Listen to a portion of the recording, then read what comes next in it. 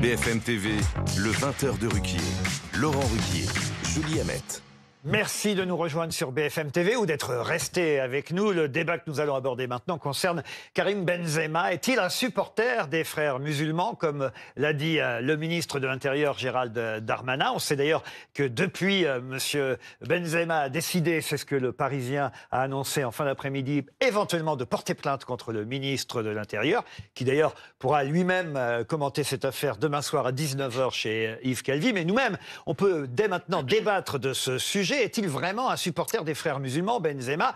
Et nous avons invité sur notre plateau un avocat pénaliste, maître Nabil Boudi. Bonsoir monsieur, bonsoir maître. Merci. Sébastien Ferjou, directeur de la rédaction du site Atlantico. Et évidemment un spécialiste de football, consultant RMC Sport, Daniel Riolo. Mais je voudrais commencer peut-être par vous, Sébastien Ferjou, parce qu'on parle comme ça... Jean-Sébastien. Pardon. Jean-Sébastien. Ah, Jean-Sébastien, pardon, je suis désolé. Vous le connaissez mieux que moi. Mais vous êtes ici depuis si longtemps déjà. Si vieux dans cette maison. Si vieux, si jeune.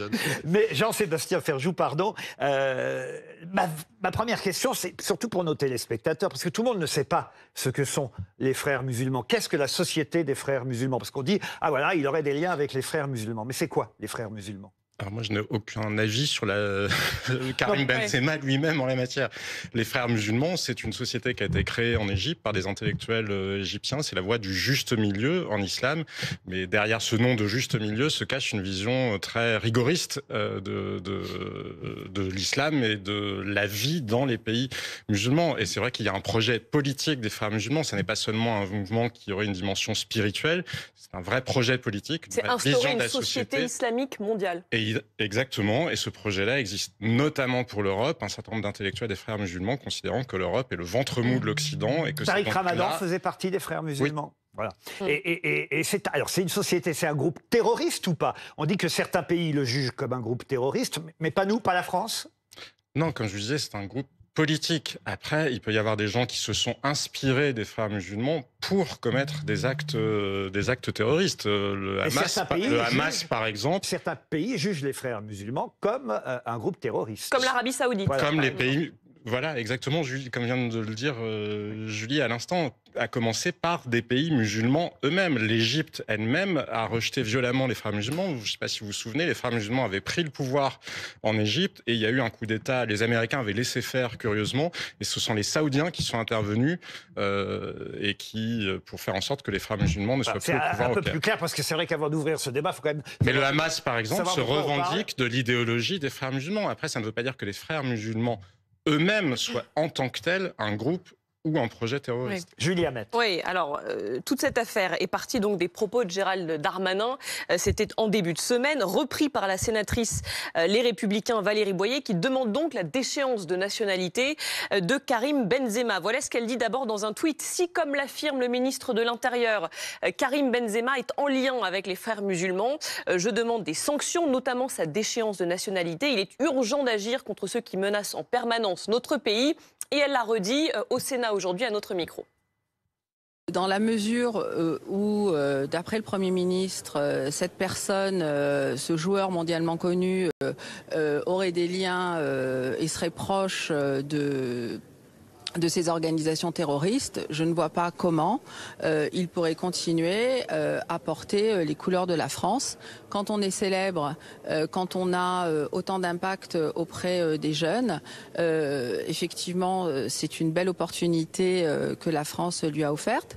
Mais cette opportunité, elle donne des devoirs aussi. Et parmi ces devoirs, eh bien, c'est de ne pas pactiser avec l'ennemi, de ne pas avoir une intelligence avec l'ennemi.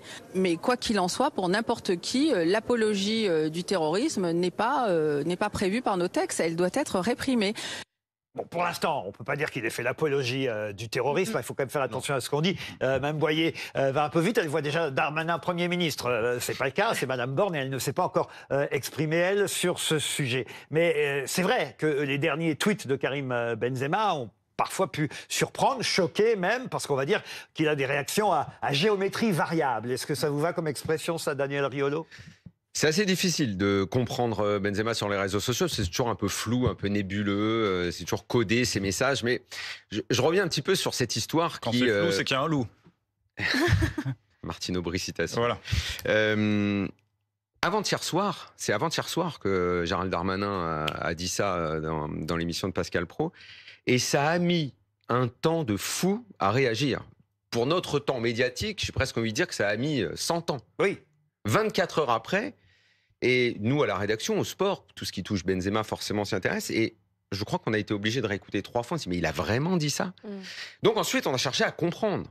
Pourquoi? Qu'est-ce qui pouvait, dans la tête du ministre de l'Intérieur, l'amener à dire ça? Donc on a demandé au service du ministère de l'Intérieur et on a reçu aujourd'hui, comme beaucoup de rédactions, les éléments. Oui. Donc je ne vais pas trop perdre de temps, je vais essayer d'être synthétique. Donc il y avait effectivement, vous y avez fait allusion à l'instant au prosélytisme sur les réseaux sociaux, autour du culte musulman, le jeûne, la prière, le pèlerinage à la Mecque, une photo avec un imam, celui de Meaux en plus, qui avait été perquisitionné dans le cadre de l'assassinat de Samuel Paty, un soutien à une publication d'un combattant de MMA, Khabib Nurmagomedov, qui avait violemment attaqué le président de la République sur les réseaux sociaux. Et ça se termine, donc le message qu'on a tous reçu, ces prises de position ne relèvent à ma connaissance pas de poursuite judiciaire, mais constituent un signal particulièrement flou de la part d'un sportif bénéficiant d'une telle audience. Est-ce que donc c'est suffisant? Eh ben, la question, elle est là. Oui, est-ce que ça suffit? Parce que on vient d'avoir une présentation sommaire de ce que sont les frères musulmans.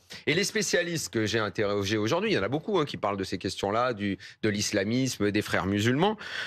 Moi, on m'a dit 2 choses. On m'a parlé d'un frérisme d'atmosphère.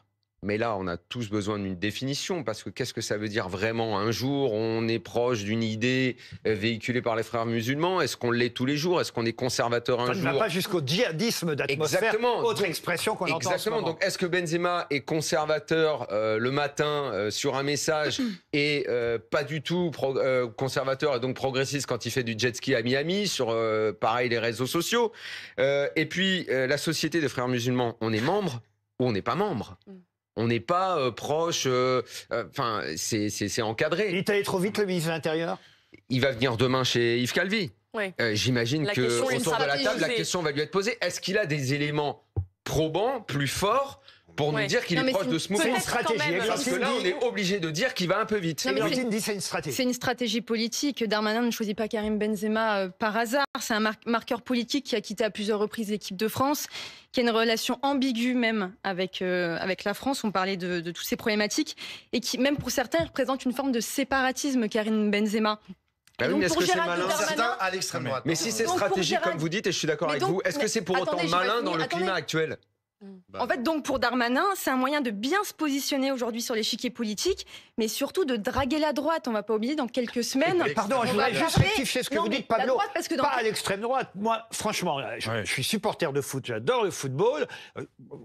On sait que je ne suis pas spécialement d'extrême droite, je crois que, en tout cas, j'ai pas cette réputation. Et ça me fait rarement plaisir ce qu'il dit, Benzema, parce que je trouve que voilà, il touche le cœur des Français. J'aurais aimé. Je trouve que ce qu'il dit au fond, quand il tweete sur les civils à Gaza, si on prend ça en valeur absolue, très bien, parce qu'il a le droit d'être ému et de soutenir les Palestiniens. Mais on aurait sauf qu'on aimerait que de temps en temps, c'est ce que je disais. Le problème, c'est que c'est à géométrie variable. On aimerait que de temps en temps, il tweete pour le professeur assassiné. Enfin, les 2 professeurs à 3 ans d'écart et d'autres choses. C'est ça qui nous dérange. Et vous voyez, je suis pas d'extrême droite et ça m'embête quand même. De là, en revanche, à en faire. Je termine. De là à en faire un ami des frères musulmans. Je suis pas certain non plus que le ministre ait bien fait de faire ça. Mais ça, on verra. Mais il pense au projet de loi immigration. Pardon. Vous venez d'exprimer l'opinion du plus grand nombre face à Karim Benzema. Je pense qu'en France, c'est l'opinion qui est partagée. Vous faites le procès. Est-ce que vous faites le procès à tous ceux, par exemple, qui n'ont pas tweeté leur solidarité avec le peuple palestinien? Non, mais ça n'a rien à voir, Pablo. Parce que ça n'a rien à voir, Pablo. Mais si, ça a. C'est Laurent qui dit, moi je veux quand on a le droit de soutenir islamiste depuis maintenant plus de 10 ans. Oui. Combien il y a eu de tweets? Combien il y a eu de tweets de Benzema pour condamner les attentats dont la France a été victime? Il faut distinguer les combien il y en a eu? Il y en a eu zéro. Il y en a eu zéro. Il faut distinguer les Ce que je trouve dégueulasse, c'est qu'on parle quand même d'un ministre de l'Intérieur. Gérald Darmanin, qui fait des insinuations. Et je vous cite sa phrase, c'est « Tout le monde sait très bien que ». Ça commence comme ça. Et je suis désolé, mais lorsqu'on est ministre de l'Intérieur et qu'on tient ce genre de propos qui sont ni plus ni moins que des insinuations... j'espère voilà, bien. Peut-être la réponse, si vous le permettez, de l'avocat de Karim Benzema. Voilà ce qu'il dit. C'est complètement faux. Peut-être qu'on peut voir ce qu'il dit. En gros, il n'a jamais eu de la moindre relation avec cette organisation. Peut-être qu'on peut voir ce que dit Maître Vigier en régie. Voilà. Il a d'ailleurs choisi de vivre en Arabie, qui a décrété la dite organisation terroriste, qui n'a jamais fait la France. Donc c'est complètement faux. C'est ce que dit l'avocat. Peut-être un mot justement de notre avocat sur le plateau. Maître Nabil Boudi. Est-ce que vraiment, déjà cette question de la déchéance de nationalité, lui qui est franco-algérien, né français, est-ce que légalement c'est faisable ? Moi, la première chose que je constate très rapidement, c'est que tout le monde est en train de littéralement craquer, de devenir fou. J'entends attentat islamiste, on rattache cette expression-là à Karim Benzema, j'entends les frères musulmans. Attendez, il y a votre chroniqueur qui vient de dire, oui, mais il y a eu des attentats islamistes, Benzema ne les a pas condamnés, il a fait 2 tweets, un tweet en 2016 pour l'attentat de Nice, un tweet en 2015 pour l'attentat de Paris. Donc attention à la propagation des fake news, il faut être précis, ce sont des accusations qui sont lourdes. On est depuis le départ sur ce plateau que sur des accusations. Je vais poser la question différemment. Puisque le procès qu'on fait à Karim Benzema, c'est ce que nous, juristes, on appelle, c'est apporter la preuve d'un fait négatif. Comment je prouve, moi, quelque chose dont je ne suis pas? Si maintenant je regarde M. Riolo et je dis « Monsieur Riolo, vous êtes raciste, vous êtes islamophobe », ce qui n'est pas le cas. Ça arrive tous les jours. Attendez, ce qui n'est pas le cas. Parce que dès qu'on exprime une opinion, immédiatement on est rangé. Vous savez bien que la rhétorique tourne autour de ça, généralement dans notre société. Pablo, on n'était pas loin il y a 2 secondes sur Darmanin. Ce que vous venez de dire, c'est exactement le même procédé qu'on fait à Karim Benzema. Mais laissez-moi finir. Vous venez de dire, on m'a fait ce procédé quand je m'exprime. On a fait le procédé à Karim Benzema quand il a fait son tweet. Mais bien sûr. C'est ça le cheminement. Mais qui a dit qu'on n'était pas d'accord avec vous ? Je termine, s'il vous plaît. Darmanin va faire son tweet, va prendre la parole en disant Karim Benzema est affilié aux frères musulmans. C'est pas ce que ça veut dire. Juridiquement, soit une organisation est classée en tant que terroriste et là il y a des poursuites, soit on ne parle pas. Deuxième élément, il y a eu pendant 2 semaines, depuis 2 semaines, on a des chroniqueurs, on a des médias, on a des hommes et femmes politiques qui sont en train de faire, ce qu'a fait votre chroniqueur, une série d'injonctions aux sportifs. On a fait le procès à Kylian Mbappé, pourquoi il ne s'exprime pas sur tel et tel sujet. Là, M. Benzema... Parce qu'il s'exprime sur d'autres, pardon, c'est juste ça. Je peux finir. En fait, il n'appartient pas à quiconque d'aller faire des injonctions et d'aller imposer le choix... Vous avez raison, c'est la liberté d'expression. ...d'un individu. Ou de ne pas s'exprimer. Ou de ne pas s'exprimer. Ça, vous avez raison. Et c'est ça le procès qui est fait. Je peux terminer, pardonnez-moi. Des civils israéliens. Alors, voilà. Encore, on en revient à la même chose, c'est une appréciation morale. Oui, mais moi, je il y a une appréciation morale qui est bombardement. En fait, je vous ai tous écoutés. Attendez, je vous ai tous écoutés. Je termine juste mon développement. Après, je vous redonne la parole avec plaisir. Je vous écouterai. Ce que je veux dire, c'est que c'est une polémique, encore une fois, qui est montée de toutes pièces. Darmanin, monsieur le ministre de l'Intérieur, aurait dû avoir la décence, à la suite d'un assassinat ignoble dans un collège ou un lycée, je ne sais plus trop, de s'occuper de la sécurité de ces professeurs-là, plutôt que d'aller faire naître un débat odieux sur un Français. Dernier mot, Karim Benzema, frère musulman, en fait, laissez-moi rire juste une seule seconde. Il passe son temps à Miami avec Rihanna à écouter du Tupac, Karim Benzema. Et on l'assimile aujourd'hui à des organisations terroristes. Il faut être cohérent. Et j'ai terminé.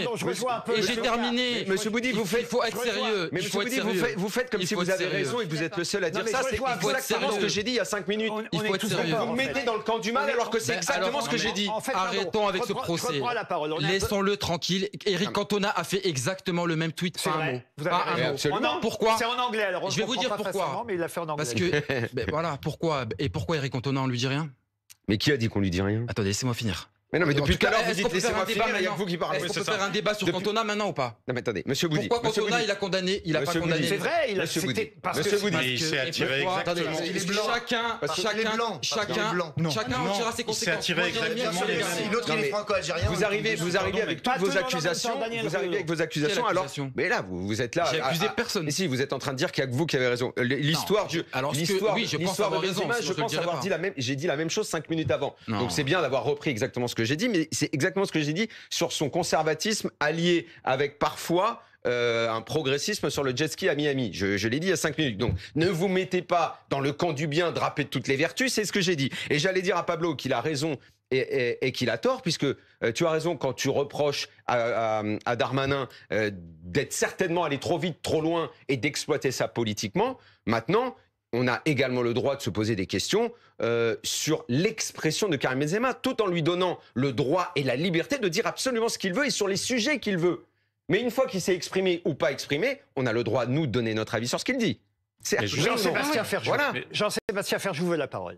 Moi, je vous rejoins sur le point. Je ne comprends pas cette déclaration de Gérald Darmanin parce qu'il n'en tire aucune conclusion. Donc, je ne comprends pas, pour le coup, et je suis d'accord avec ce que disait Pablo. Bien sûr. Enfin, cette insinuation, vraiment, je ne la comprends pas. Et au-delà de ça, moi je crois qu'il s'est fait piéger par l'ambiance. Bien sûr. On parle en fonction du lieu où on se trouve, et je pense qu'il s'est fait piéger aussi.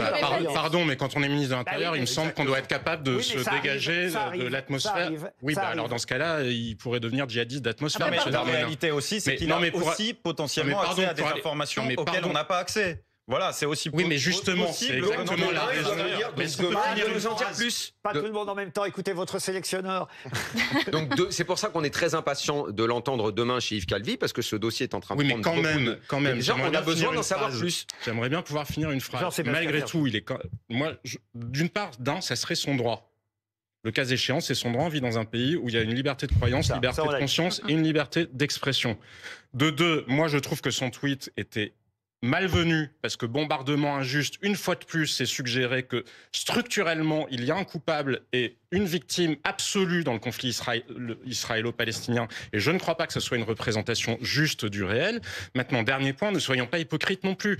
Monsieur Benzema, quand il est parti vivre en Arabie Saoudite, a expliqué qu'il était heureux d'aller vivre en Arabie Saoudite parce que c'était un pays musulman. Et ça n'est pas n'importe quel pays musulman. Il n'est pas allé s'installer à Dubaï. Il n'est pas allé s'installer dans un pays où il y a des influenceurs. En Arabie Saoudite, même si le pays est moins rigoriste, un petit peu moins rigoriste. Comme Cristiano Ronaldo. Enfin, ça n'est pas Rihanna. Comme Cristiano Ronaldo, si je puis me permettre. Oui, mais Cristiano Ronaldo n'a pas dit qu'il le faisait parce qu'il était musulman. Mais le cas échéant, c'est son droit le plus strict. Exactement. Et moi, la question que je pose, la question que j'aimerais poser, ça n'est pas celle-là. La question que j'aimerais poser, je suis absolument pas d'accord avec l'idée de le déchoir de sa nationalité. Je ne comprends pas cette idée-là. En revanche, nous pouvons quand même collectivement nous poser la question des icônes que nous nous donnons.